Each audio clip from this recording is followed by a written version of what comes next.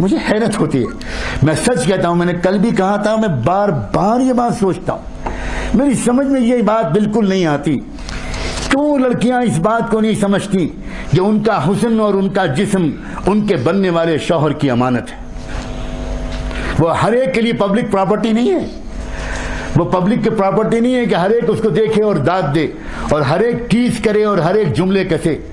اور ہر ایک اس کے بعد پیچھا کرے اور سیٹیاں بجائے اور ہر ایک تنہائیوں میں ملنے کی کوشش کرے۔ وہ نہایت ناسمجھ لڑکیاں ہیں جو اس تخلیقی راز کو اور خدا کی تخلیقی اسکیم کو نہیں سمجھتی،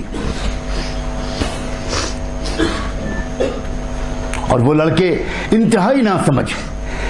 اور وہ اس بات کو بالکل نہیں سمجھتے، اس بات کو نہیں سمجھتے جس کا قرآن مجید میں اعلان کیا گیا ہے کہ تم اگر ناپاک رہو گے تو تمہاری قسمت میں کبھی پاک دامن لڑکی نہیں لکھی جا سکتی، اور لڑکیوں کی سمجھ میں یہ بات نہیں آتی کہ تم اگر ناپاک بنو گی تو تمہاری قسمت میں کبھی بھی پاک دامن لڑکا نہیں لکھا جا سکتا۔ الطیبات للطیبین والطیبون للطیبات والخبیثات للخبیثین والخبیثون للخبیثات۔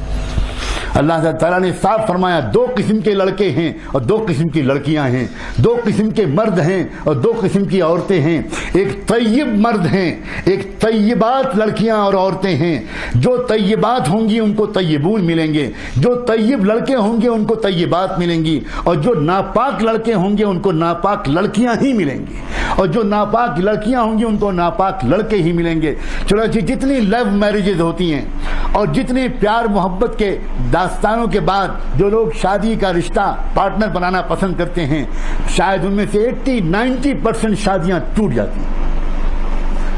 اس لیے کہ وہی شوہر جو وہی لڑکا جو کل تک اس کو گرل فرینڈ بنائے ہوئے تھا، وہ گرل فرینڈ کے بعد جب وہ بیوی بنتی ہے تو اب وہ لڑکا برداشت نہیں کرتا کہ یہ کسی اور سے بات چیت کرے، اب وہ چاہتا ہے کہ میری وفادار بیوی بن کے رہے۔ سبحان اللہ، تم نے تو خود چوز کیا تھا ایک ناپاک لڑکی کو، تم کو معلوم تھا کہ وہ لڑکی اگر شادی سے پہلے تم سے باتیں کرتی تھی تو تم کو اطمینان تھا کہ وہ صرف تم سے باتیں کرتی تھی، وہ 10 لڑکوں سے اور باتیں نہیں کرتی تھی۔ جب اس کی بگڑی ہوئی عادتیں ہیں کہ وہ 10 مردوں سے افیئر رکھے گی تو شادی کے بعد بھی وہ صرف تمہارے اوپر قناعت نہیں کرے گی، وہ اپنے پچھلے اور نئے دوستوں کے ساتھ اپنے تعلقات کو برقرار رکھے گی اور اس کی وجہ سے گھروں میں جھگڑا ہو۔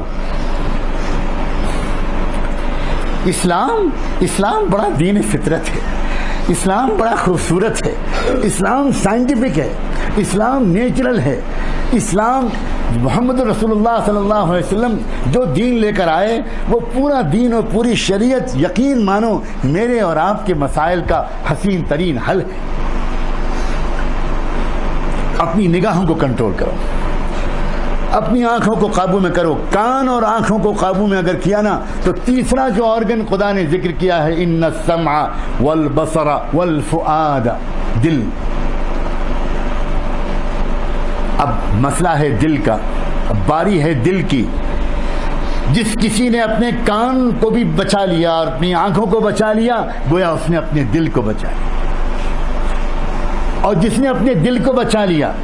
اپنے غلط خیالات سے دل کو بچا لیا، اس نے دراصل اپنی زندگی کو غلط اعمال سے بچا لیا، اس نے اپنے آپ کو گناہوں سے بچا لیا، اس نے اپنی زندگی کو برباد ہونے سے بچا لیا، اس نے اپنے سیرت و کردار کو داغدار ہونے سے بچا لیا۔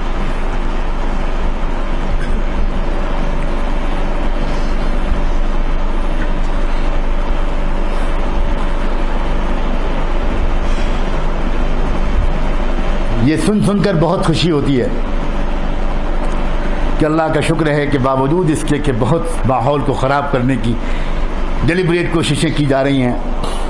اور نادانی میں بھی بہت سی غلطیاں ہو رہی ہیں، لیکن اس کے باوجود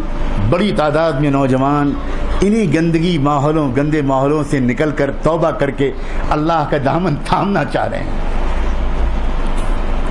بچنا چاہ رہے ہیں ان ماحول کی گندگیوں سے۔ عزیزو، اپنے کندھوں پر ایک ذمہ داری لو، نہ صرف یہ کہ خود بچو گے بلکہ اپنے دوستوں کو بچاؤ گے، اپنے ماحول کو ایک رنگ میں رنگو، اپنی پڑھائی میں بھی ایکسیلنٹ اسٹینڈرڈ کو اچیو کرو۔ اکثر یہ بھی غلطی ہوتی ہے کہ جو نوجوان دین کی طرف آنے لگتے ہیں وہ اپنی اکیڈمکس میں اور اپنی اسٹڈیز میں بہت ڈھیلا پن لے آتے ہیں۔ یہ اسلام کو بدنام کرنے والا بہت بڑا جرم ہے، بہت بڑا جرم ہے۔ ہمیں یقین مانو جس طرح علماء کی ضرورت ہے، جس طرح مسجدوں اور مدرسوں کو آباد رکھنے والے لوگوں کی ضرورت ہے، ویسے ہی ہم کو ہزاروں بلکہ لاکھوں کی تعداد میں ایسے پروفیشنلز کی ضرورت ہے جو اپنے پروفیشنز میں بھی ایکسیلنٹ مارک اچیو کریں، ایکسیلنٹ اسٹینڈرڈ اچیو کریں، اور ساتھ ساتھ ان کے اندر تقویٰ ہو۔ یہ غلطی نہ ہونے پائے کہ اگر ہم ذرا سا دین کی طرف آئے تو پڑھائی اگنور ہو گئی، اور پڑھائی میں لگے تو دین اگنور ہو گیا، نماز چھوٹنے لگی، مسجد میں جانا کم ہو گیا، جماعت سے نماز پڑھنے کی پابندی کم ہو گئی، قرآن کی تلاوت کم ہو گئی، درود شریف پڑھنے کا اہتمام کم ہو گیا، اللہ والوں کے پاس جانا کم ہو گیا، بزرگوں کی خدمت میں حاضری کم ہو گئی۔ یہ غلطی مت کرو۔ زمانے کو جو بدل پائیں گے لوگ، وہ بدل پائیں گے، وہ نوجوان، وہ لوگ بدل پائیں گے جن کے اندر دونوں چیزیں ہوں گی، جن کے اندر ویلیوز بھی ہوں گے اور جن کے اندر پروفیشنلزم بھی ہوگا۔ اپنے اپنے میدان کا جو بھی آپ نے اپنے لیے میدان چنا ہو، اس میدان میں اچھے سے اچھے نمبروں سے پاس ہو، اور صرف پاس مت ہو بلکہ ایک کانفیڈنس ہو تم کو اپنے پروفیشن میں، ایک زبردست اعتماد ہو اپنے جاب میں، اپنے پروفیشن میں،